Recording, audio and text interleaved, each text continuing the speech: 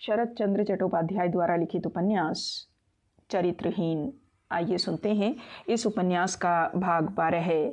सतीश के एकांतवास की व्यवस्था यद्यपि आज भी वैसी ही है, लेकिन उसकी उस वैराग्य साधना की धारा इस बीच ठीक मार्ग से हटकर कितनी दूर चली गई, यह बात जिस किसी ने 2 महीने पूर्व देखी है उसी की दृष्टि में पड़ जाएगी।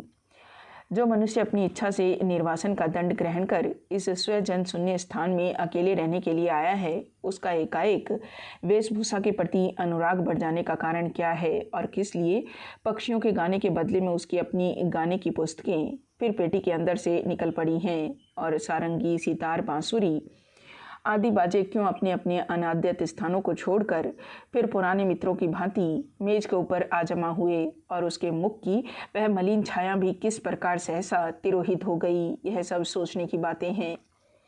वास्तव में 2-3 महीने पूर्व के सतीश और इस समय के सतीश में इतना अंतर हो गया है कि एकाएक उसको पहचानना भी कठिन हो गया है।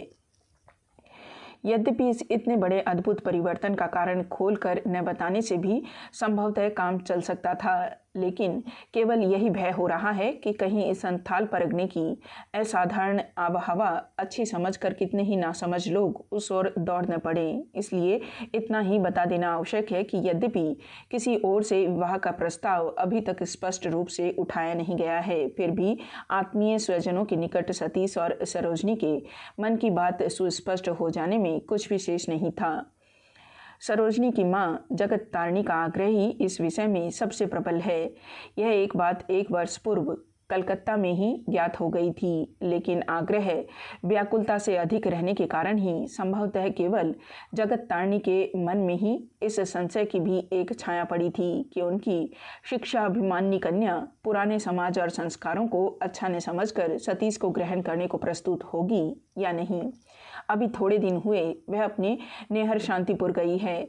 जाते समय वह इस बात का संकेत कर गई है कि वहाँ से लौटते ही वह यह बात पक्की कर देगी। सवेरे सतीश बेले पर नया तार चढ़ा रहा था। उसी समय बिहारी के साथ एक भले आदमी आ गए। ज्योतिष के घर के मुनीम थे। जगत तारिणी के साथ वह शांतिपुर गए थे, फिर उनके साथ ही लौट आए हैं। मुनीम ने नमस्कार करके कहा, माँ जी ने आज आपको निमंत्रण भेजा है, वहीं भोजन करना पड़ेगा। खबर सुनकर सतीश की छाती मानो उछल पड़ी। उसने पूछा, वह कब लौटी? मुनीम ने कहा, आज 3 दिन हुए। प्राय 6-7 दिनों से सतीश उस ओर नहीं गया था। अपने संबंध की बात अत्यंत स्पष्ट हो जाने के बाद से ज्योतिष बाबू के घर जब तब जाने में उसे लज्जा जान पड़ती थी। उसने कहा, अच्छा आप माँ जी से कह दीजिएगा, मैं 10-11 बजे के अंदर ही आ जाऊँगा। जैसी आज्ञा कहकर वह आदमी नमस्कार करके चला गया। सतीश को निमंत्रण भेजकर भी जगत तारिणी भोजन का कोई प्रयास न करके ही निश्चिंत थी, क्योंकि उनकी धारणा थी कि सतीश संध्या के पहले न आएगा। अब मुनीम के मुंह से यह समाचार सुनकर वह घबरा गई और रुष्ट भी हो गई। आज एकादशी थी, उनको अपने लिए किसी तैयारी की आवश्यकता नहीं थी और जो विधवा ब्राह्मणी उनके घर रसोई पकाती थी वह भी 2 दिन से शांतिपुर में ही मलेरिया ज्वर से बीमार पड़ गई थी।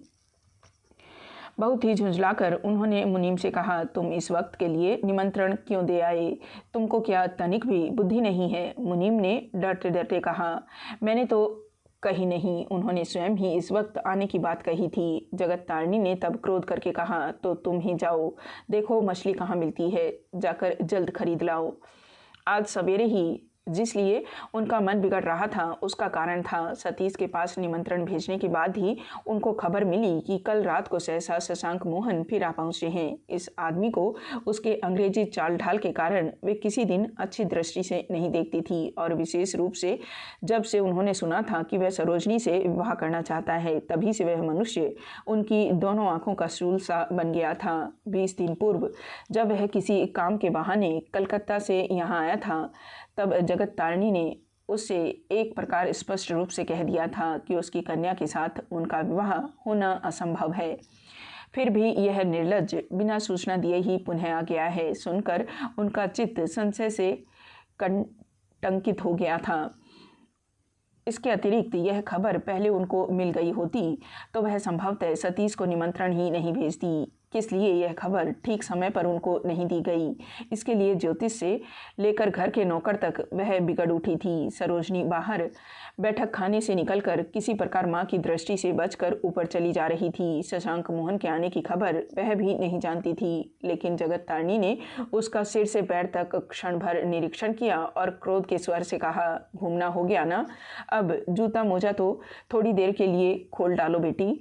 सतीश आज यहाँ खाएगा, मैं स्वयं रसोई न पकाऊंगी तो वह तुम्हारे इस क्रिस्तान के घर में पानी तक भी स्पर्श न करेगा। आओ, घघरे टंगरे को उतार कर मेरे रसोई घर में आओ। बूढ़ी माँ की जरा सहायता करने से तुम्हारे ईसा मसीह रुष्ट न होंगे बेटी, आओ। माँ क्रोध में आने पर किस प्रकार आग की मूर्ति सी बन जाती थी और सच झूठ को लांघ कर जो मुंह से निकलता था बोल जाती थी। यह बात किसी से छिपी नहीं थी। सरोजनी ने कुंठित होकर कहा, मैं अभी आती हूँ माँ। लेकिन माँ का क्रोध इससे भी शांत नहीं हुआ। उन्होंने कहा, आकर ही तुम मुझे निहाल कर दोगी बेटी। 17-18 साल की उम्र हो गई, आज तक थोड़ा सा भात पकाना भी नहीं सीखा।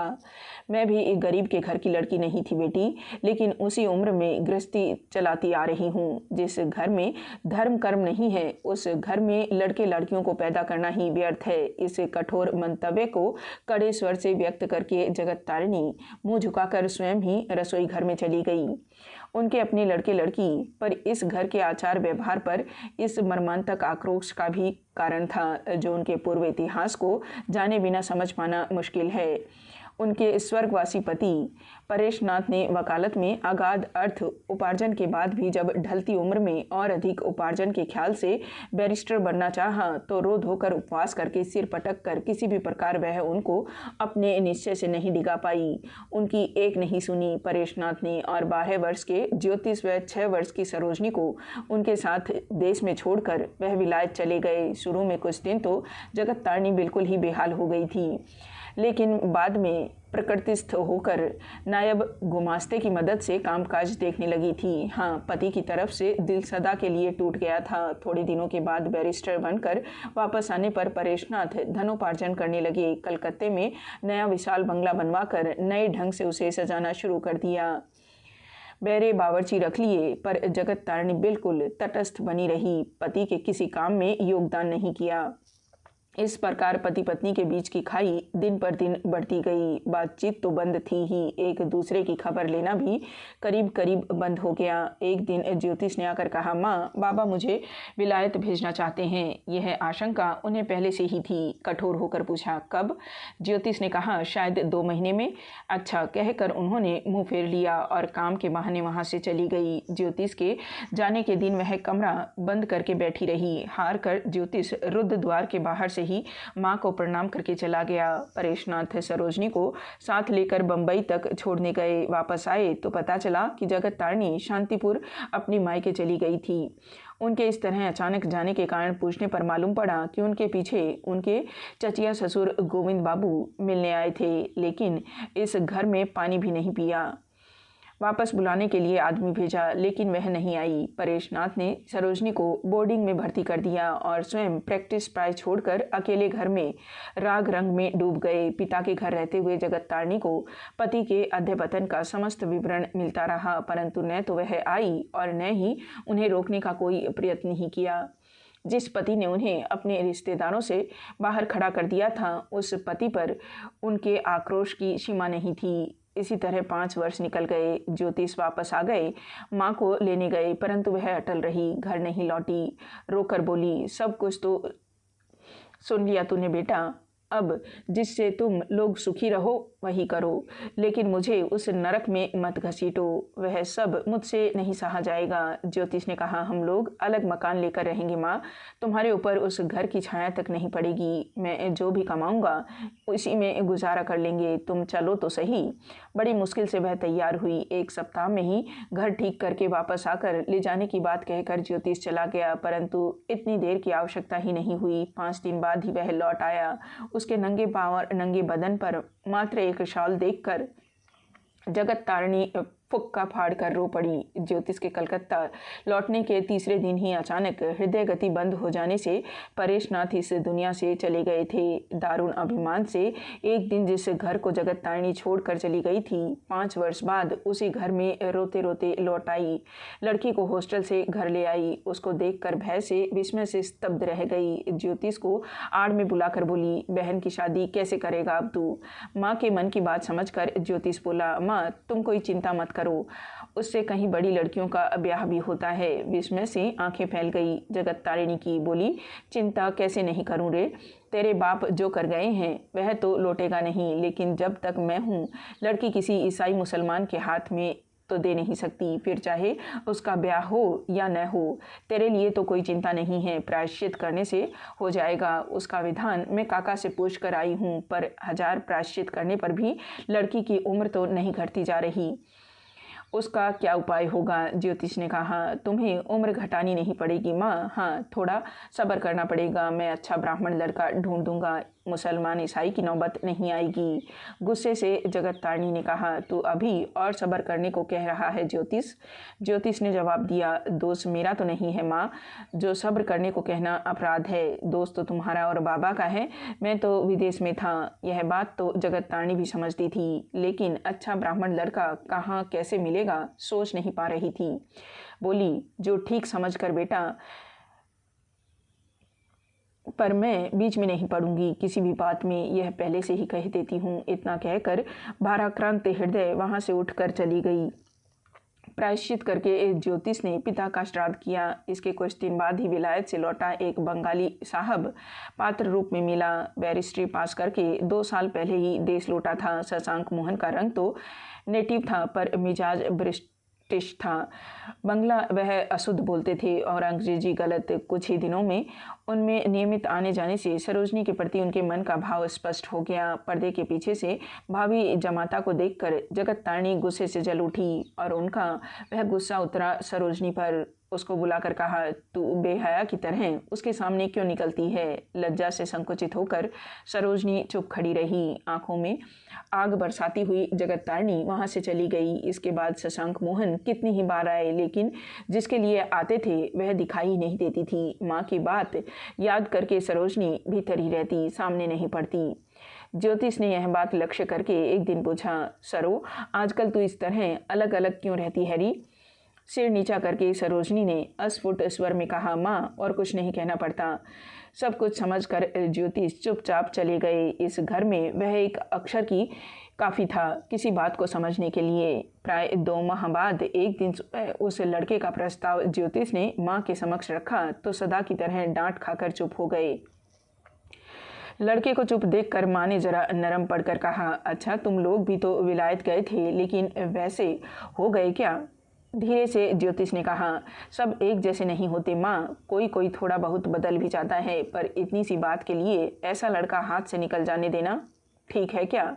शशांक बैरिस्टर बनकर आया है, इतने से दिनों में प्रैक्टिस भी जमा ली है। मुझे तो नहीं लगता माँ कि उससे शादी करके सरोजनी किसी बुरी आदमी के पल्ले पड़ जाएगी। चाल चलन में जो थोड़ा सा अंतर आ गया है उसे अगर नज़रअंदाज कर दें तो मेरे ख्याल से तो भविष्य में सब कुछ अच्छा ही होगा। जगत तारिणी ने कहा, मैं कहती हूँ ज्योतिष, कभी अच्छा नहीं होगा। इसके अलावा जो विदेश जाकर विदेशी बन जाएं उसका तो मैं कैसे भी विश्वास नहीं कर सकती।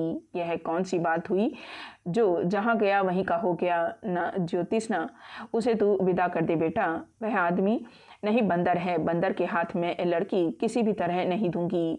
किसी के भी संबंध में अपना मत प्रकट करने में जगत तारिणी को जरा भी विलंब नहीं लगता था और उसमें किसी प्रकार का संशय या दुविधा भी नहीं होती थी। और फिर जिस अपराध के लिए उन्होंने अपने पति तक को त्याग दिया था वह अपराध वह किसी भी प्रलोभन से क्षमा नहीं कर सकती। यह समझकर ज्योतिष आगे बिना कुछ कहे चले गए, लेकिन थोड़ी देर बाद आकर बोले, माँ एक बात सोचने की है। क्या?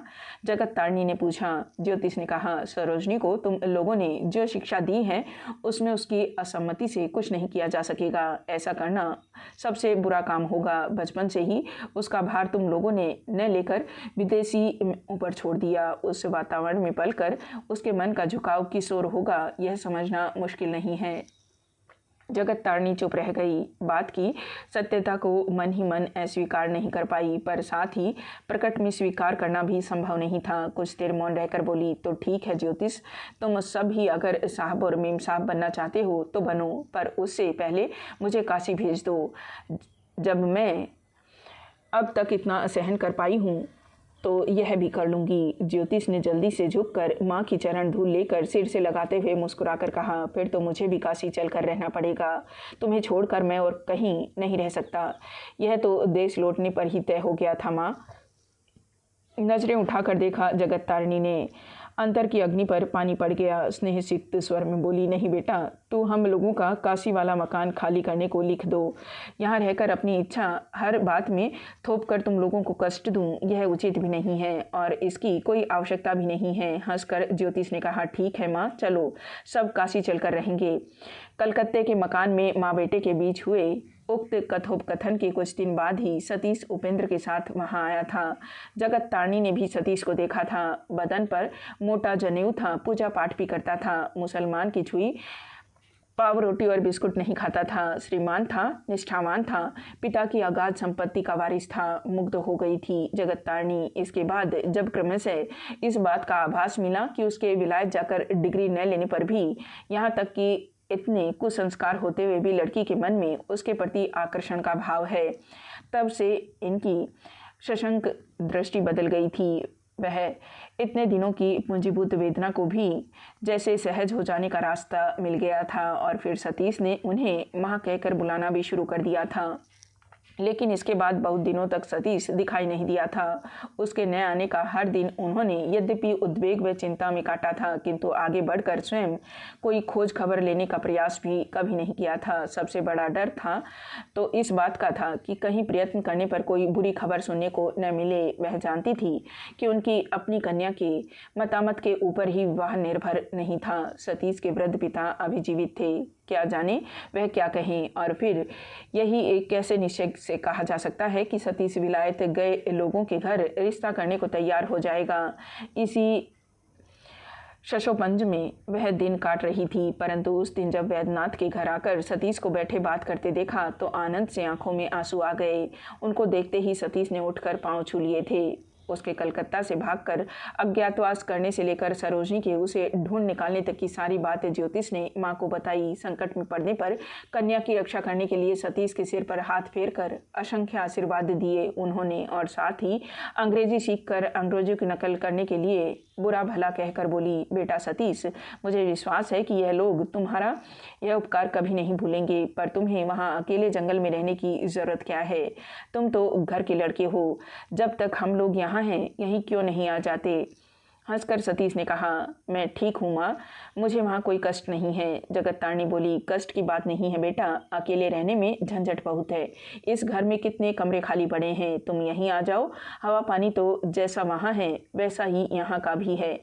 सरोजनी बोली, फिर तो उनकी जात चली जाएगी माँ। अंदर की बात जानती नहीं थी जगत तारणी लड़की पर चिढ़कर बोली, तेरी बहुत जबान चलने लगी है सरो, क्यों हम लोग कौन हैं जो हमारे यहाँ रहने से लोगों की जात चली जाएगी? सतीश बेटा, तुम उसकी बात पर मत जाओ, और अगर ऐसा ही है तो उपेंद्र अपनी बहू के साथ हमारे घर कैसे इतने दिन रह गया? उनकी जात तो नहीं गई, तो उसे डरा मत बेकार को। मुंह फेर कर सरोजनी हंसने लगी। सतीश बोला, नहीं माँ, जात क्यों जाएगी, मैं प्राय रोज ही आता हूँ यहाँ, रात का खाना भी हर बार यहीं खाता हूँ। सुनकर जगत तारणी का चित्त पुलकित हो उठा। बोली, ऐसे ही आते रहा करो बेटा, जब तब मैं यहाँ हूँ, मेरे पास ही खाना पड़ेगा तुम्हें रोज। और वह खाने की व्यवस्था करने चली गई। उसके जाने के बाद सरोजनी ने कहा, आपने तो मुझे गाना सिखाने का वायदा किया था, मैं तो रोज ही आता हूँ, क्यों नहीं सीखती? सतीश ने कहा, आपके आते ही तो आपका गाना सुनने के लिए भीड़ इकट्ठी हो जाती है, उसमें कैसे सीखा जा सकता है भला?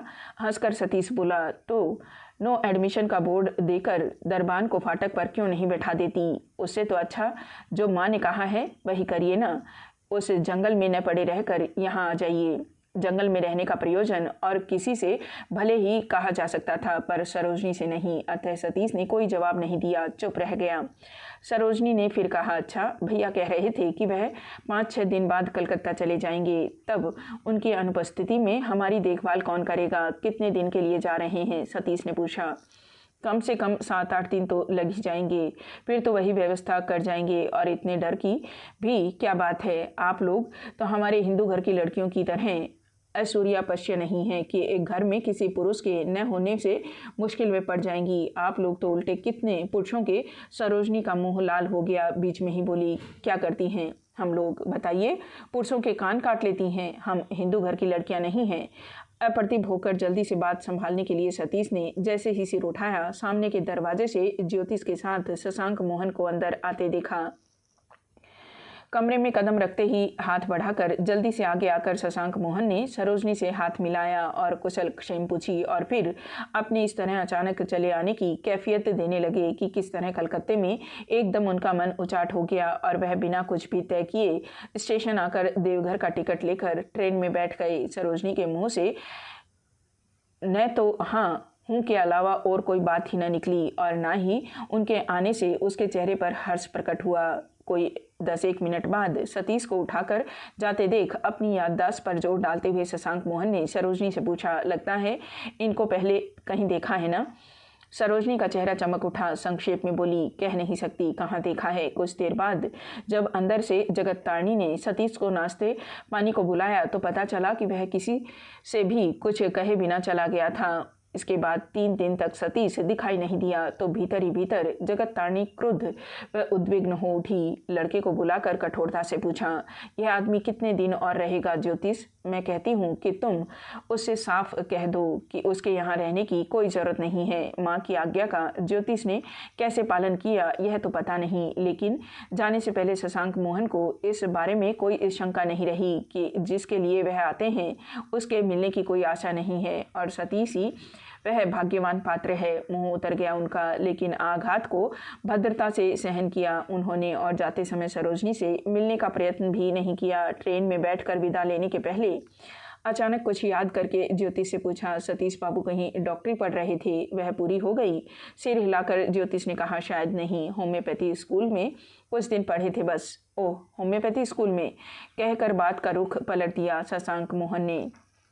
एकाएक अपने भाई की बीमारी का तार पाकर जगत तारणी को शीघ्रता से शांतिपुर जाना पड़ा था, इसलिए उस समय सतीश के सामने प्रस्ताव रखने का अवसर उन्हें नहीं मिला। आज उसे अच्छी तरह खिला पिलाकर बात चलाएगी। मन ही मन यह संकल्प करके सवेरे उठने के साथ ही उन्होंने मुनीम को निमंत्रण दे आने को भेज दिया था। इसी बीच यह ऐसी घटना हो गई जिसको किसी ने सोचा भी नहीं था, जिसका आना सबसे अधिक अप्रीतिकर है। एकाएक वही शशांक मोहन सवेरे ही ट्रेन से आ पहुंचे हैं सुनकर जगत तारणी के क्रोध का ठिकाना न रहा। मनुष्य की अत्यंत अनिश्चित वस्तु से एकाएक बाधाग्रस्त हो जाने से उसके संदेह का ठिकाना नहीं रहता। इसलिए ठीक उसी समय एकाएक सरोजनी को बाहर से आते देखकर उनके समूचे शरीर में विष की ज्वाला फैल गई और यह विचार उत्पन्न हो गया कि शशांक के इस अचानक लौट आने में संभवतः इस अभाग्नी लड़की का भी कोई हाथ है। बैरिस्टर लड़के पर तो वह किसी दिन भी पूर्ण विश्वास न कर सकी थी। वास्तव में उनको दोष दिया भी नहीं जा सकता।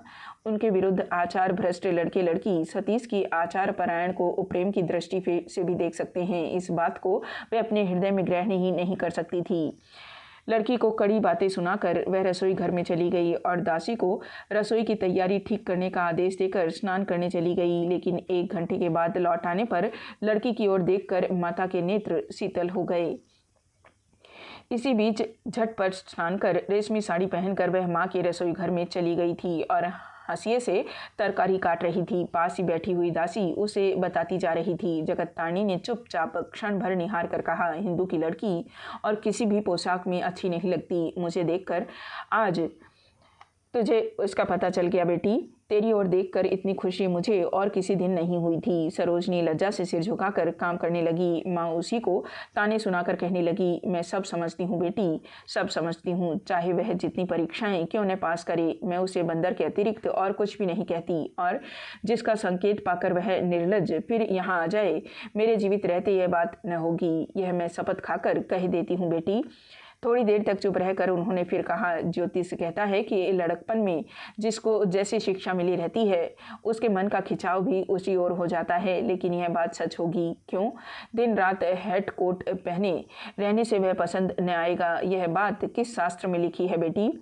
तैयारी पूरी करके जगत्तारनी रसोई बनाने बैठी और एक बार बोली, मेरी मनोकामना भगवान यदि पूरी कर दे तो तू देख लेना बेटी, उससे तेरा भला ही होगा।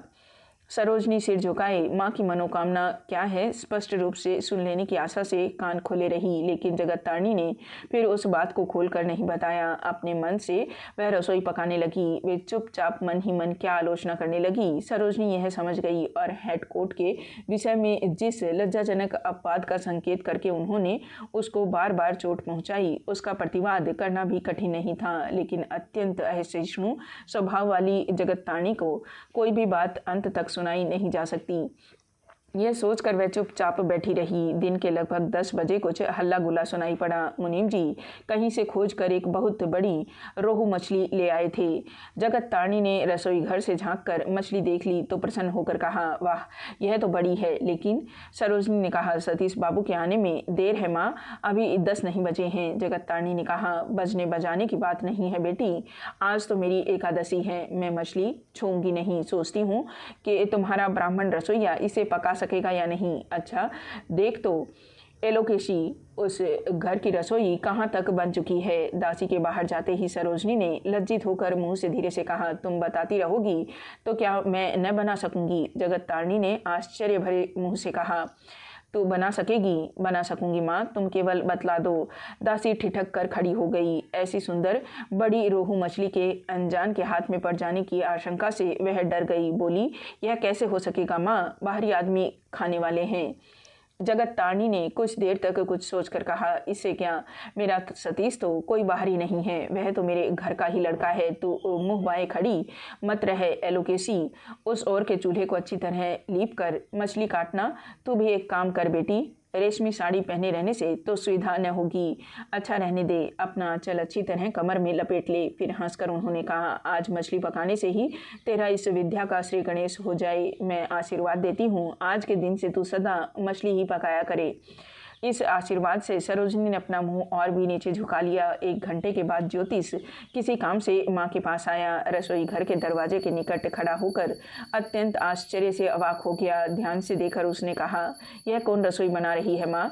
सरोजनी है क्या? माँ ने हंसकर कहा, देख तो पहचान सकता है या नहीं? पहचान न सकने की ही बात है माँ, लेकिन वह क्या सचमुच ही रसोई बना रही है या गर्दन में ढोल बांध कर बैठी हुई है? माँ ने एक गूढ़ बात का संकेत करके कहा, हिंदू की लड़की को क्या सीखने की आवश्यकता पड़ती है रे? यह बात तो हम लोग जन्म से ही सीखी रहती हैं।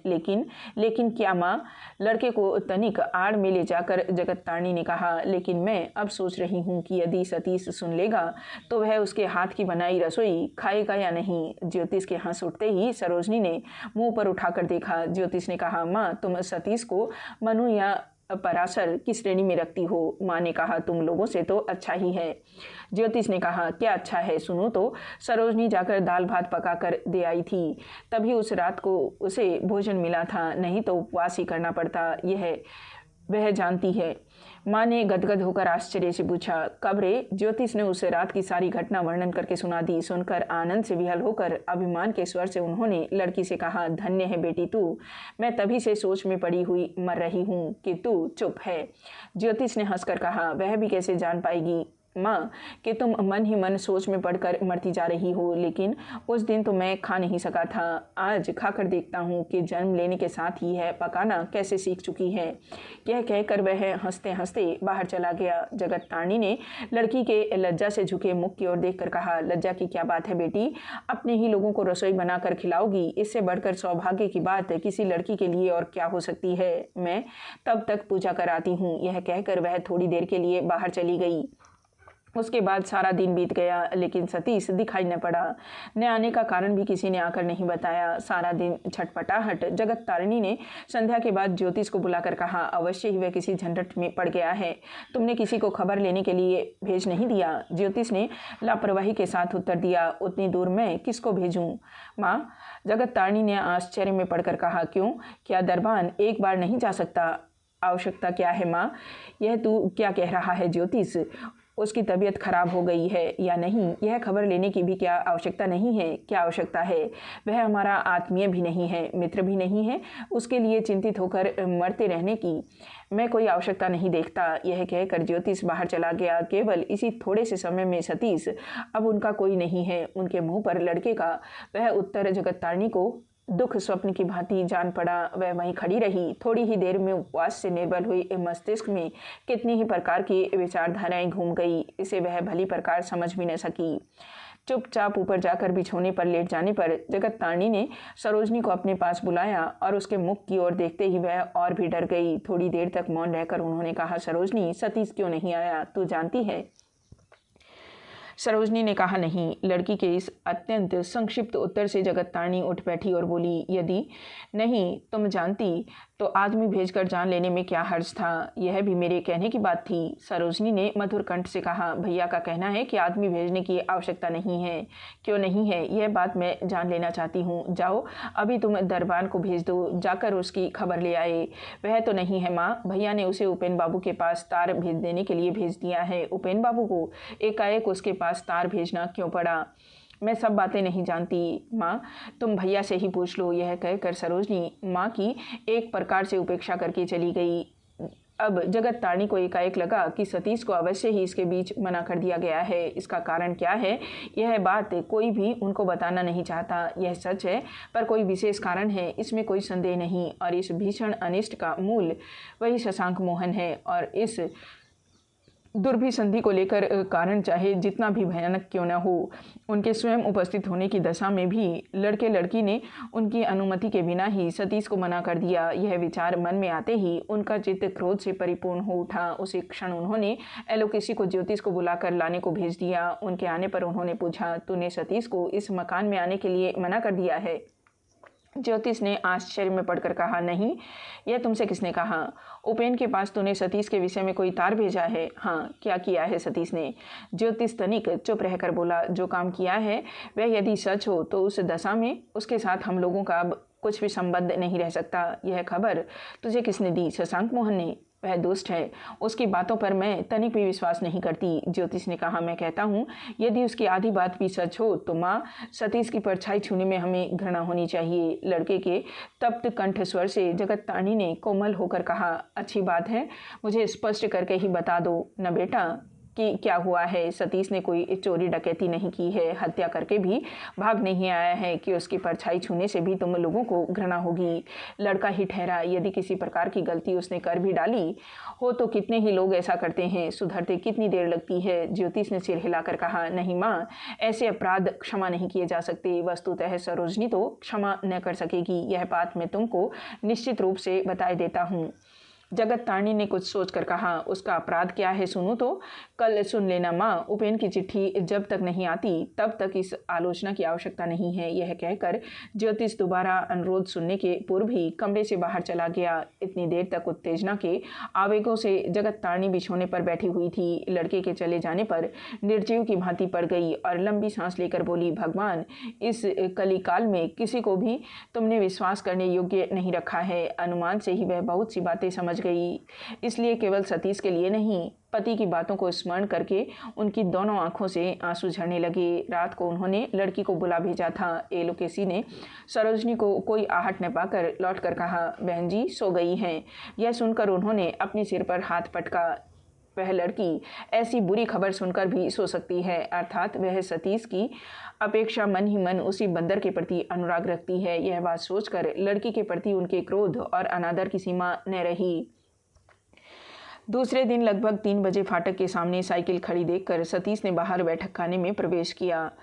उसका सूखा मुंह, इधर उधर बिखरे हुए रूखे बालों ने उपस्थित सभी लोगों की दृष्टि आकर्षित की। सरोजनी ने मुंह ऊपर उठाकर देखा, लेकिन कोई बात नहीं कही।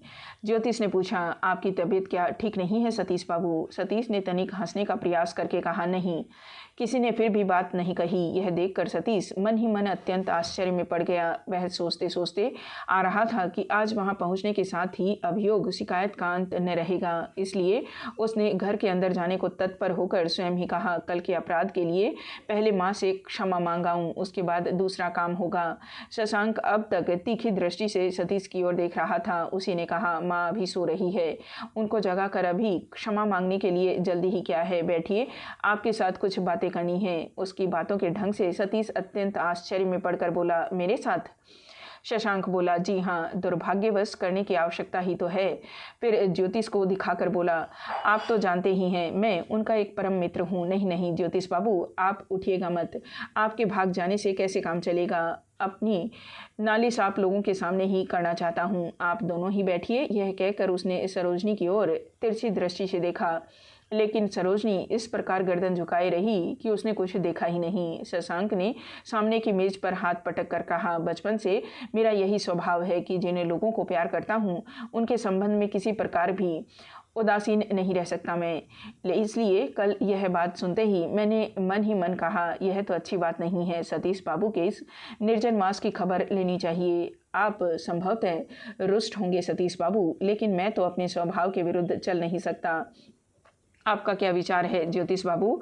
ज्योतिष चुपचाप सिर झुकाए बैठा रहा। सतीश भी चुपचाप निहारता रहा। इन श्रोताओं की अटूट नीरवता के बीच शशांक की उत्तेजना का वेग अपने आप ही ढीला पड़ गया। उसने पहले की अपेक्षा संयत कंठ से कहा, ज्योतिष मेरे परम मित्र हैं, इसलिए आपसे कुछ प्रश्न करने को मुझे अधिकार दे रहे हैं। आप तो जानते हैं। इस बात के बीच में ही सतीश ने गर्दन हिलाकर कहा, नहीं, मैं मित्रता की बात कुछ भी नहीं जानता, लेकिन आपका प्रश्न क्या है, सुनो तो।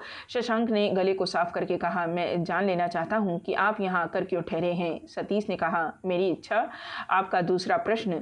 कुछ घबराहट में पड़कर ज्योतिष के मुंह की ओर देखकर शशांक कहने लगा, राखाल बाबू का कलकत्ता का डेरा खोजने में बड़ी कठिनाई हुई है। सतीश बाबू को वे पहचानते हैं, उन्होंने ही कहा।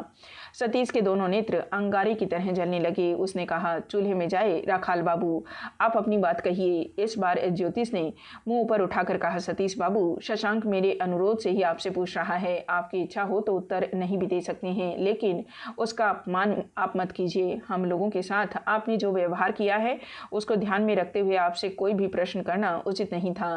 केवल अपनी माँ के कारण ही मुझे आपके अपने ही मुंह से एक बार सुन लेने की आवश्यकता है। अच्छी बात है, मैं ही प्रश्न करता हूँ, सावित्री कौन है और उसके साथ आपका क्या संबंध है? सतीश पल भर मौन रहकर निहारता रहा। फिर बोला, सावित्री कौन है यह मैं नहीं जानता ज्योतिष बाबू, लेकिन उसके साथ मेरा क्या संबंध है इसका उत्तर देने की मैं आवश्यकता नहीं समझता। क्यों? क्योंकि कहने से भी आप लोग समझ नहीं सकेंगे, लेकिन जिस प्रकार भी हो हम लोगों को समझ लेना आवश्यक है।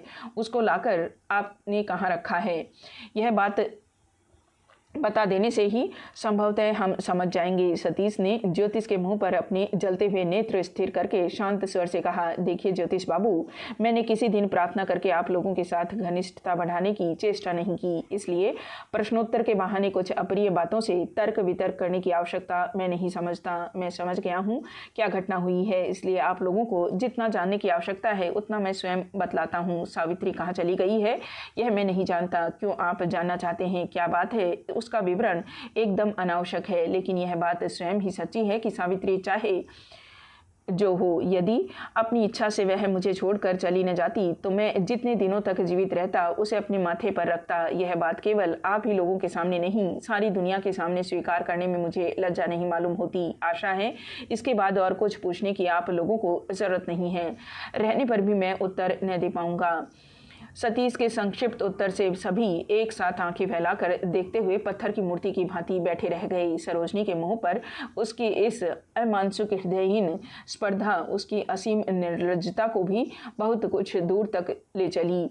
बहुत देर तक स्तंभित की भांति बैठे रहकर ज्योतिष ने बड़े यत्न से अपने को होश में लाकर सिर हिलाकर कहा, नहीं, अब आपसे हम लोगों को कुछ भी पूछना नहीं है। जो कुछ था वह उपेन के उत्तर से पूरा हो गया है। यह देखिए, कहकर उसने तार का फार्म उसके सामने डाल दिया। उपेन भैया का तार कहाँ, देखूँ तो, कहकर सतीश ने व्यग्र हाथों से फार्म उठा लिया। पूरा पढ़कर और लौटाकर थोड़ी देर चुप रहा। उसके बाद एक लंबी सांस लेकर बोला, सब सच है। मेरे उपेंद्र भैया कभी झूठ नहीं बोलते। सचमुच ही मैं अच्छा नहीं हूँ। वास्तव में मेरे साथ किसी को संपर्क न रखना चाहिए। शायद मैं खुद मन ही मन इस बात को समझ गया था, इसलिए एक दिन इस तरह जंगल में भाग आया था। यह कहते कहते उसका कंठस्वर मानो किसी मंत्र बल से ज्वर पीड़ित मनुष्य की आवाज़ की तरह गदगद हो गया। लेकिन किसी ने कोई बात नहीं कही और सतीश स्वयं भी स्तंभ होकर बैठा रहा। लेकिन दूसरे क्षण कहीं छाती की लंबी सांस के साथ उसे जान पड़ा कि एक जटिल समस्या की मीमांसा हो गई। कल सवेरे भी जगत तारिणी के निमंत्रण के साथ उसके मन में कितनी ही चिंताएं उत्पन्न हुई थी। सरोजनी का हृदय पाने की आकांक्षा एकाएक कब उसके हृदय में जाग उठी थी, यह बात अभी इस समय याद नहीं पड़ रही थी। यह सच है, लेकिन निभृत अंतःकरण में उसकी आकांक्षा तो थी ही नहीं, तो ऐसी घटना कैसे हो गई? यह अमृत किस समुद्र के मंथन से निकला था? सावित्री को खो देने के बाद से ही उसने इस सत्य की जानकारी कर ली थी कि युवती रमणी का मन पाना एक बात है, लेकिन उस प्राप्ति को काम में लगाना पूर्णतः भिन्न वस्तु है। क्योंकि यह प्राप्ति जब नर नारियों के निभृत हृदय में गुप्त रीति से चुपके चुपके पूर्णता को पहुंचती रहती है, तब संसार के बाहरी लोगों को उसका पता नहीं चलता। लेकिन जिस दिन बाहरी लोगों की सम्मति के बिना और एक कदम भी आगे बढ़ने का उपाय नहीं रह जाता, उसी दिन घोर दुख का दिन आ जाता है। यह पहचाना कितना कठिन है, यह रत्न कितना दुर्बल है। बाहर के लोग इस पर विचार ही नहीं करते। वे केवल अपने शास्त्रों को लेकर, समाज को लेकर, लोकाचार को लेकर विरुद्ध स्वर उठाकर हल्ला मचाते हैं, बाधा पहुंचाते हैं, काम को विफल करते हैं। यही मानो उनका कर्तव्य है। सरोजनी को शायद वह प्यार करता है। उस ओर से भी यदि प्रतिदान का भाव जाग उठा है तो उसको वह कहाँ किस जगह पर प्रतिष्ठित करेगा? समाज तो दोनों के भिन्न हैं। कल भी उसे अपने वृद्ध पिता का चिंतित गंभीर मुख बार बार याद आ रहा था। उपेंद्र भैया के घर के भट्टाचार्य जी का तीखा स्वर हजारों बार उनके कानों में आकर बिध गया था। मोहल्ले के शत्रु मित्र सभी लोगों का तेज सिर हिलाना उसके कलेजे पर बहुत बार धक्का पहुंचा चुका है। तो भी इस विरोधी जगत के सभी लोगों की सम्मति नहीं नहीं की आवाज़ के बीच केवल सरोजनी का मौन लज्जानत मुख ही उसे सबल बनाकर रख सका था। लेकिन आज जब कोई उपाय नहीं है, एक दिन में अचिंतनीय उपाय से सभी गांठें खुल गई और सभी दुश्चिंताएं टल गई, जान बच गई। ये सब बातें मन ही मन बोलकर वह चौंक पड़ा और तुरंत ही मुंह पर उठाकर उसने देखा कि सभी उसी तरह सिर नीचा किए हुए चुपचाप बैठे हुए हैं। सरोजनी के मुंह की ओर उसने देखा, लेकिन प्राय कुछ भी उसे दिखाई नहीं पड़ा। तब उसी को संबोधन करके उसने कहा, आप मेरे पुराने डेरे पर एक दिन जिसकी साड़ी सुखाने के लिए टंगी हालत में देख आई थी, उसी का नाम है सावित्री। मैंने सोचा था एक दिन खुद ही आपको सभी बातें बताऊंगा, लेकिन किसी दिन वह सुयोग मुझे नहीं मिला, वह साहस भी मुझ में नहीं था। इतना कहकर वह उठ खड़ा हुआ और बोला, ज्योतिष बाबू, दोष मेरा है। यह मैं अनुभव कर रहा था, इसलिए मेरे मन में सुख नहीं था। यह कहकर वह थोड़ी देर तक चुप रहकर बोला, फिर भी किसी दिन मैंने किसी को धोखा नहीं दिया। सब बातें मैं जानता भी नहीं हूँ, फिर मुझे अब कुछ कहना भी नहीं है। ज्योतिष ने मुंह ऊपर उठाकर कुछ कहना चाहा, लेकिन गले से आवाज़ नहीं निकली। सतीश ने शायद एक लंबी सांस को रोककर कहा, मैं जा रहा हूँ। मेरा एक अनुरोध है, मेरी बातों की आलोचना करके आप लोग मन खराब मत कीजिएगा। मैं किसी बहाने से आप लोगों के सामने न आऊँगा, मुझे आप लोग भूल जाइएगा। यह कहकर वह धीरे धीरे बाहर चला गया। ज्योतिष ने बगल की ओर निगाह उठाई तो डरते हुए देखा कि सरोजनी का सिर बिल्कुल ही उसके घुटनों के पास झुक पड़ा है। अरे सरोजनी, सरोजनी कहकर उसके चिल्ला उठते ही सरोजनी की शिथिल मुट्ठियां कुर्सी की बाहों से खिसक गई और वह नीचे दरी पर मूर्छित होकर गिर पड़ी। अभिमान और अपमान के क्रोध से ज्योतिष की बुद्धि आच्छन्न हो गई थी कि सतीश के विदा हो जाने का यह कांड सरोजनी को कितना बड़ा आघात पहुंचाएगा, इसका ख्याल ही उसे नहीं था। इसलिए बड़ी शुश्रूषा के बाद सरोजनी को जब होश आया और वह जब रोते रोते हिलते डोलते उस कमरे को छोड़कर चली गई, जब ज्योतिष के सिर पर मानो बिल्कुल ही वज्र गिर पड़ा। बहन को वह केवल प्राणाधिक प्यार ही नहीं करता था, बल्कि अपनी सर्वांग सुंदरी लावण्यवती शिक्षित बहन के उज्ज्वल आत्म मर्यादा ज्ञान पर भी उसको अगाध विश्वास था। लेकिन भीतर ही भीतर वह इतना अधिक प्यार भी कर सकती है और यह सब किसी काम में भी न आएगा, यह सब जानते हुए भी एक चरित्रहीन लंपट के पैरों में सब कुछ न्यौछावर कर होश गंवाकर सूखी घास की तरह गिर पड़ेगी, यह आशंका उसने कल्पना में भी नहीं की थी। और उसके चेहरे पर वेदना का जो चित्र उसने अभी अंकित होते देख लिया, वह कितना बड़ा है इसका निरूपण करने की शक्ति उसमें न थी। तो भी वह बहुत देर तक जड़वत बैठा रह गया। फिर शशांक मोहन की तरफ देखकर बोला, आप शायद आज रात की गाड़ी से कलकत्ता लौट जाएंगे। शशांक मोहन ने कहा, नहीं, वहाँ ऐसा कोई ज़रूरी काम नहीं है। ज्योतिष और कुछ प्रश्न न करके अंदर चला गया और अपने कमरे में जाकर दरवाज़ा बंद करके लेट रहा। उस रात शशांक मोहन को अकेले ही भोजन करना पड़ा, क्योंकि ज्योतिष की आहट बिल्कुल ही नहीं मिली। जगत ताणी एक एक करके लड़के से सब कुछ सुनकर सांस छोड़कर बड़ी देर तक स्तब्ध ही रही। उसके बाद बोली, यह सब मेरे ही दुर्भाग्य का फल है। परलोकगत पति को याद करके उन्होंने कहा, मैं खुद तो सारा जीवन इसी तरह जलती भुनती मरती रही हूँ। अब जो दिन आगे बाकी हैं उनमें भी यदि लड़के लड़की के कारण जलना न पड़ा तो मेरे पापों का पूरा प्रायश्चित कैसे होगा। अच्छा बेटा, तुमको जो पसंद हो उसी के साथ बहन का ब्याह कर दो, मैं अब कुछ न बोलूँगी। फिर एक लंबी सांस लेकर उन्होंने कहा, मन अंतर्यामी है, इसलिए अचानक उसका आना सुनकर ही उस दिन मेरी छाती धड़क उठी थी। लेकिन ज्योतिष ने कोई बात नहीं कही। वह मन ही मन समझ रहा था कि काम इतना सहज नहीं है, इसलिए जो कुछ हो गया वह हो ही गया कहकर आंखें बंद करके बैठे रहने से ही काम न चलेगा। हो सकता है एक दिन उस चरित्रहीन के पास खुद जाकर उसे समझा बुझा कर लौटा आना पड़े। कल सारा दिन उसने सरोजनी को एक बार भी कमरे से बाहर आते नहीं देखा, लेकिन आज तीसरे पहर चाय पीने के लिए बाहरी कमरे में प्रवेश करते ही उसने देखा कि सरोजनी पहले से ही आ गई है और शशांक मोहन के साथ धीरे धीरे बातचीत कर रही है। ज्योतिष पास जाकर एक कुर्सी खींचकर बैठ गया। यद्यपि बहन के श्रीहीन मलिन मुख की तरफ देखने पर उसे कुछ भी समझना बाकी न रहा, फिर भी उसकी छाती पर से मानो एक भारी पत्थर उतर गया। खा पी लेने के बाद भी बड़ी देर तक बहुत सी बातें हुई, लेकिन उस दिन की किसी ने भी कोई चर्चा नहीं की। संध्या के बाद बहुत कुछ स्वच्छ चित्त से बहन को चले जाते देखकर ज्योतिष ने मन ही मन कहा, दुर्घटना को मैंने जितने बड़े रूप में अनुमान किया था वह उतने बड़े रूप में नहीं है। हो सकता है थोड़े ही समय में सब कुछ ठीक हो जाएगा। उस दिन बड़ी रात तक दोनों मित्रों में बातचीत होती रही, यहाँ तक कि अपने प्रथम झमेले को संभाल लेने के बाद भी सतीश के इतने बड़े घृणित आचरण के साथ मन ही मन शशांक मोहन की तुलना करके न देखेगी। यह बात दोनों को ही एक तरह असंभव सी मालूम हुई।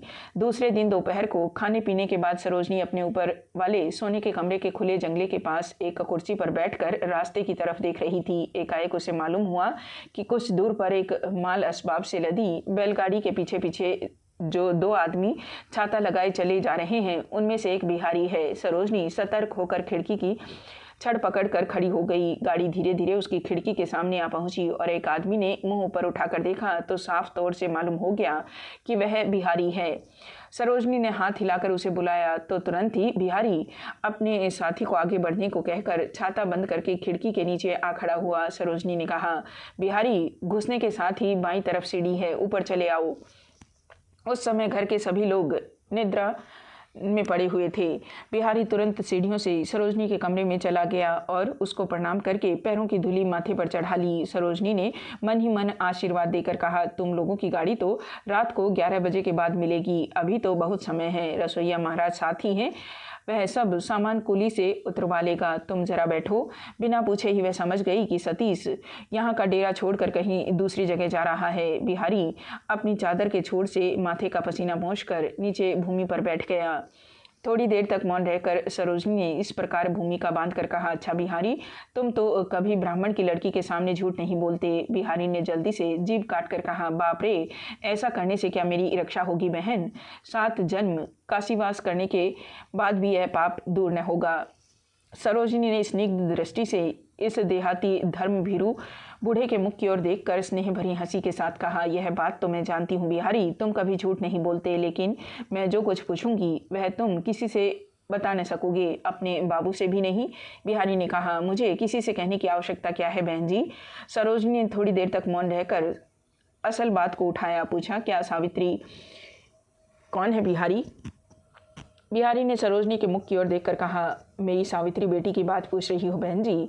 मैं नहीं जानता बहन जी कि यह मेरी बेटी, जिसे मैं जन्नी की तरह आदर देता था, किसके शाप से पृथ्वी पर जन्म लेकर कष्ट पा रही है। आह, बेटी तो मानो लक्ष्मी की प्रतिमा है। बहुत दिन हो गए बिहारी को सावित्री का नाम तक मुंह से निकालने का अवसर नहीं मिला था।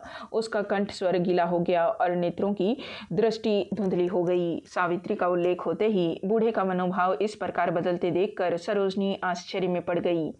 बिहारी ने धीरे से आंखें पोंछकर कहा, जिस दिन वह मेरी बेटी राखाल बाबू के मैस में दासी वृत्ति करने के लिए आई, उस दिन उसको देखकर सब लोग अवाक हो गए। उसके मुख पर बराबर ही हंसी खिली रहती थी। राखाल बाबू थे मैनेजर और मैं था नौकर, लेकिन उसकी दृष्टि में सभी समान थे। सभी का समान आदर यत्न करती थी। एकादशी की व्रत निर्जला करते हुए कभी मैंने उसे उदास नहीं देखा। बहन जी, बूढ़ा मानो अपना संपूर्ण हृदय खोलकर बातें कर रहा था, इसलिए उसके स्वाभाविक भक्ति उच्छ्वास से सरोजनी मुग्ध हो गई और उसके विद्वेष की ज्वाला भी मानो पिघल कर आधी हो गई। बिहारी कहने लगा, बहन जी, शास्त्र में लिखा है लक्ष्मी जी ने एक बार किसी अपराध के कारण विष्णु की आज्ञा से दासी वृत्ति की थी। मेरी बेटी भी मानो वैसे ही किसी दोस्त से नौकरी करने आई थी और तरह तरह के दुख पाकर अंत में चली गई। जिस दिन वह चली गई वह दिन मानो अब तक भी मेरे हृदय में गुथा हुआ है। बहन जी, सरोजनी ने धीरे से पूछा, वह अब कहाँ है बिहारी? बिहारी ने इस प्रश्न का कोई उत्तर नहीं दिया। उसके मुंह की ओर देखकर वह चुप हो गया। सरोजनी ने फिर पूछा, क्या तुम नहीं जानते बिहारी? बिहारी इस बार सिर हिलाकर बोला, ठीक ठीक मैं नहीं जानता, लेकिन फिर भी कुछ जानता हूँ। लेकिन वह बात बताने को तो वह मना कर गई है। मैं तो बता नहीं सकूँगा। सरोजनी ने कहा, मना क्यों कर गई है? क्यों कर गई यह तो बिहारी स्वयं भी समझ नहीं सका था। फिर भी इस निषेध को बहुत दिन तक मानकर चलना वह किस प्रकार है यह जान न सकना, उसको इस जीवन में फिर एक बार आंखों से न देख सकना, यह सब बिहारी के लिए कितना असह्य था, इसे वह स्वयं ही जानता था। विशेषतः अब भी किसी बातचीत में सतीश की तीखी कड़ी व्यंग्य भरी बातें सावित्री के विरुद्ध सुनता, तब सभी बातें खोलकर बता देने के लिए उसके मन में आंधी सी बहने लगती थी। लेकिन इस पर भी बूढ़े ने आज तक अपनी शपथ को भंग नहीं किया। यदि किसी दिन असह्य जान पड़ा तो उसी क्षण इसी बात का स्मरण किया है कि इसके भीतर कोई विशेष बात है जो उसकी बुद्धि के परे है। सावित्री के प्रति उसकी श्रद्धा और विश्वास का अंत नहीं था, लेकिन अब एक दूसरी लड़की इस बात को जान लेने के लिए उत्सुकता प्रकट करने लगी। तब सारी बातें कह देने के लिए उसके हृदय में भी उथल पुथल सी मच गई। कुछ देर चुप रहकर उसने कहा, मैं बता सकता हूँ बहन जी, यदि तुम मेरे बाबू से न कहो। सरोजनी मन ही मन बड़े आश्चर्य में पड़ गई। बिहारी जानता है लेकिन सतीश नहीं जानता और उसी को बताने की विशेष रूप से सावित्री ने मनाही की है। इसका क्या कारण है यह सोचने पर भी समझ न सकी। उसने कहा, नहीं बिहारी, मैं किसी से नहीं बताऊंगी, तुम कहो। बिहारी पल भर मौन रहा। फिर संभवतः यह सोचकर कि इस काम के असत्य का पाप उसको स्पर्श करेगा या नहीं, वह धीरे धीरे कहने लगा, सावित्री सतीश को प्राणों से अधिक स्नेह करती थी और इसी कारण राखाल बाबू ने डाह से झगड़ा करके सतीश को डेरा छोड़ देने को बाध्य किया था और सतीश बाबू कभी कभी शराब भी पीते थे इत्यादि कोई भी बात उसने नहीं छिपाई। सरोजनी मंत्रमुग्ध की भांति सारी बातें सुनती रही। संभवतः ऐसे एकाग्रचित्त से, इतने ध्यान से और किसी ने भी किसी की बातें नहीं सुनी होगी। जिस राखाल बाबू से शशांक मोहन को खबर मालूम हुई थी, संयोगवश उस मनुष्य का इतिहास भी सरोजनी से छिपाने रहा। सावित्री का घर कहाँ है या उसके नेहर या ससुराल का परिचय क्या है, इन सब का पता तो बिहारी न दे सका। फिर भी उसने बार बार यह बात कही कि वह ब्राह्मण की लड़की है, विधवा है, सुंदरी है, लिखना पढ़ना जानती है, केवल भाग्य के पेड़ से वह दासी वृत्ति करने के लिए आई थी। बिहारी ने कहा, इतना अधिक वह प्यार करती थी, लेकिन बाबू मेरी बेटी से बाघ की तरह डरते थे। बहन जी, शराब पीकर डेरे में आने का साहस तक उनको नहीं होता था। विपिन बाबू नामक बाबू का एक बदचलन मित्र था। उनके साथ मिलकर गाने बजाने के लिए बाबू बुरी जगहों में जाया करते थे। ज्यों ही यह खबर मेरी बेटी के कानों में पहुंची, उनका जाना एकदम बंद हो गया। फिर तो उनमें यह साहस नहीं रहा कि सावित्री की बात टालकर वहां जाते। यह कहकर बिहारी ने गर्व से सरोजनी के मुख पर दृष्टिपात किया। सतीश के ऊपर एक और नारी के इतने बड़े अधिकार की बात से सरोजनी की छाती में बर्ची सी चुभी। फिर भी उसने धीरे धीरे पूछा, अच्छा बिहारी, उनसे इतना डरने की सतीश बाबू को क्या आवश्यकता थी? बिहारी ने जैसा समझा था वैसा ही उसने बताया। बोला, सावित्री बहुत ही तेजस्वी थी बहन जी। हमारे बाबू ही नहीं, डेरे भर के सभी लोग मन ही मन उनसे डरते थे। एक दिन की बात मैं बता रहा हूँ। उस दिन बड़ी रात को कहीं से शराब पीकर और शराब की एक बोतल अपने साथ लिए बाबू डेरे पर लेटे। उन्होंने सोचा था कि इतनी रात को सावित्री अवश्य ही अपने डेरे पर चली गई होगी। मैं जाग रहा था, मैंने दरवाज़ा खोल दिया। उन्होंने पूछा, सावित्री चली गई है न बिहारी? मैंने कहा, नहीं बाबू, आज वह नहीं गई, यहीं है। यह सुनते ही शराब की बोतल रास्ते में फेंक कर वह धीरे धीरे चोर की तरह मकान के अंदर गए। डर के मारे उनका नशा पल भर में समाप्त हो गया। बताओ तो बहन जी, इसके सिवा बाबू पर और कोई क्या शासन कर सकेगा? सरोजनी चुपचाप कुछ देर तक बैठी रही, फिर बोली, सतीश बाबू क्या अब भी शराब पीते हैं बिहारी? बिहारी ने सिर हिलाकर कहा, नहीं, लेकिन फिर आरंभ कर देने में कितनी देर लगेगी बहन जी? इसलिए तो आज 2 दिनों से केवल यही सोच रहा हूँ कि इस दुस्समय में यदि इस सावित्री बेटी एक बार आ जाती। सरोजनी ने उत्सुक होकर पूछा, क्यों बिहारी? बिहारी ने कहा, मैं सदा से ही देखता आ रहा हूँ कि मन खराब होने पर ही बाबू शराब पीना शुरू कर देते हैं। एक उपेन बाबू से डरते हैं, पर कौन जाने उनके साथ भी क्या हो गया है। उस रात को वह मकान में घुसे तो उस क्षण उनकी दृष्टि सावित्री पर पड़ गई। देखते ही जो वह चले गए, उसके बाद से कोई भी किसी का काम या नाम नहीं लेता। अब तुम ही बताओ बहन जी, उसके सिवा बाबू को और कौन संभाल सकता है? फिर थोड़ा रुक कर कहने लगा, बीमारी की खबर पाने के बाद से ये 5-6 दिन बाबू के किस प्रकार बीते हैं यह मैंने अपनी आंखों से देखा है। परसों नींद से उठकर तार से खबर पाकर मैं मुंह ढक कर लेटे रहे, फिर सारा दिन उठे ही नहीं। उसके बाद रात की गाड़ी से घर चले गए। मुख से केवल यही बात कह गए, बिहारी तुम सब सामान घर ले आना। सरोजनी ने घबरा कर पूछा, कौन बीमार है बिहारी? बिहारी ने आश्चर्य में बढ़कर कहा, यहाँ से जाते समय क्या बाबू तुम लोगों को कुछ भी नहीं बता गए बहन जी? सरोजनी ने सिर हिलाकर कहा, नहीं, कौन बीमार है? बिहारी ने लंबी सांस लेकर कहा, तो भूल कर सीधे चले गए हैं, इस मकान में नहीं आए। जिस दिन सवेरे यहाँ से उनके पास भोजन के लिए निमंत्रण गया था उसी दिन चिट्ठी आई थी कि बूढ़े बाबू बीमार हैं, इसलिए वह खाने के लिए न आ सके। तार भेजकर स्वयं ही सारा दिन डाकघर में खड़े रहे, लेकिन कोई खबर नहीं मिली। उसके बाद परसों सवेरे एकदम अंतिम खबर आई। रात को गाड़ी से बाबू घर चले गए। सरोजनी चौंक पड़ी, सतीश बाबू के पिता मर गए? बिहारी ने कहा, हाँ बहन जी, उनको क्या हो गया था? उम्र बहुत हो गई थी, केवल किसी बहाने से प्राण निकल गए। यह कहकर बिहारी ने भीगी आंखों को पोंछकर कहा, और किसी बात के लिए मैं दुख नहीं करता, लेकिन उस बूढ़े के अलावा बाबू को अपना कहने के लिए और कोई नहीं रह गया। इसलिए इधर 2 दिनों से मैं केवल यही सोच रहा हूँ कि अब से यह क्या करने लगेंगे, इसे माँ दुर्गा ही जानती है। यह कहकर बूढ़े ने चादर के छोर से अपनी दोनों आंखों को एक बार फिर अच्छी तरह पोंछ डाला। सरोजनी की आंखों से आंसू गिरने लगे। उसने कहा, इस समय से सतीश बाबू अच्छे भी हूँ तो जा सकते हैं, बुरे भी हो जाएंगे। यह भय तुमको क्यों हो रहा है बिहारी? बिहारी अन्य मनस्क होकर बोला, न जाने क्यों। उसके बाद मुंह पर उठाकर बोला, बाबू अच्छे हो जाएं, उनकी मति उस ओर न जाए, यही मेरी कामना है। लेकिन जाते समय गाड़ी पर चढ़कर उन्होंने जो यह कहा था, जाने दो, एक तरह से रक्षा ही हुई। संसार में अब किसी के लिए चिंता न करनी पड़ेगी। तुमसे मैं सच कह रहा हूँ बहन जी। उसी समय से जब भी वह बात स्मरण आती है त्यों ही छाती के भीतर आग सी धधकने लगती है। उनके हाथ में अब रुपयों के बड़े ढेर आ जाएंगे।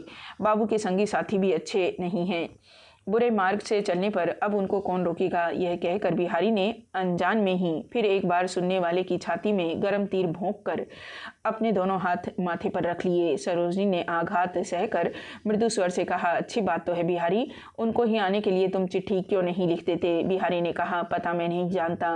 यदि मैं स्वयं ही एक बार काशी जा सकता तो जिस तरह भी होता खोज कर ढूंढ कर उसको लौटा लाता, लेकिन मेरे लिए तो यह उपाय नहीं है। बाबू को अकेले छोड़ जाने की भी इच्छा नहीं होती। इसके अतिरिक्त मैं तो कभी काशी नहीं गया, वहाँ की जानकारी मुझे नहीं है। यह कहकर उसने निरुपाय की भांति सरोजनी के मुंह की ओर देखा। स्पष्ट रूप से यह बात समझ में आ गई कि सतीश का यह परम हितैषी बूढ़ा नौकर स्वामी के अवश्यंभावी अमंगल की आशंका से घबराकर उससे चुपचाप आश्वासन पाने की प्रतीक्षा कर रहा है। लेकिन सरोजनी ने उसे कोई सांत्वना नहीं दी, केवल चुपचाप निहारती रही। तो अब मैं जा रहा हूँ बहन जी, कहकर बिहारी उठ पड़ा और सरोजनी के पैरों पर झुककर प्रणाम करके फिर पदधूलि लेकर कमरे से बाहर चला गया।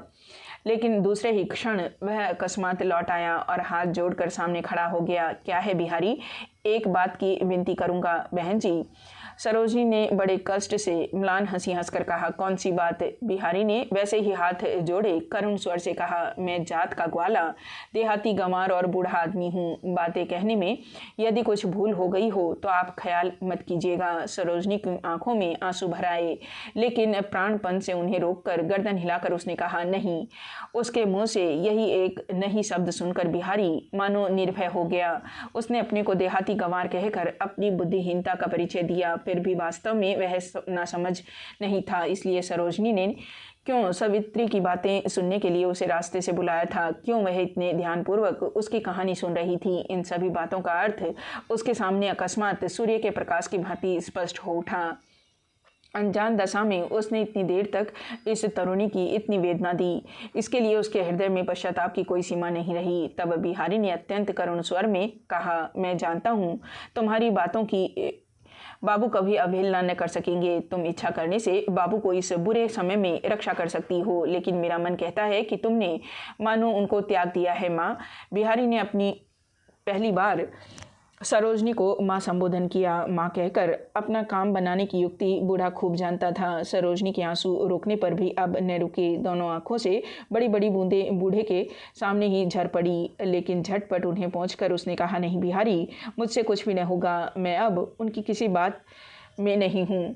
बिहारी ने सिर हिलाकर कहा, माँ कहकर पुकारा है। मैं आपके लड़के की जगह हूँ, उनसे जो कुछ भी गलती हुई हो मैं अपना कसूर मानता हूँ। यह कहकर बिहारी झुककर सरोजनी के पैरों की धूली सिर पर चढ़ाकर बोला, लेकिन तुम तो मेरे बाबू को पहचानती ही हो। इस विपत्ति के दिन में अभिमान करके तुम उनको मार डालोगी, यह तो मैं कभी न होने दूंगा। सरोजनी का घोर अभिमान पिघल गया। सतीश को क्षमा करने के लिए वह एक बार उन्मुख हो उठी, लेकिन उसके साथ ही बूढ़े के मुंह से सावित्री का सारा प्रसंग सुनना स्मरण हो जाने से उसका पिघला हुआ चित्त पल भर में फिर सूख कर काठ बन गया। उसने गर्दन हिलाकर शांत कठोर स्वर में कहा, बिहारी, तुम डरो मत। सावित्री के आ जाने से ही फिर सब कुछ ठीक हो जाएगा, लेकिन मुझसे तुम लोगों का कुछ भी उपकार न होगा। यह निष्ठुर प्रत्युत्तर सुनने के लिए बिहारी बिल्कुल तैयार नहीं था।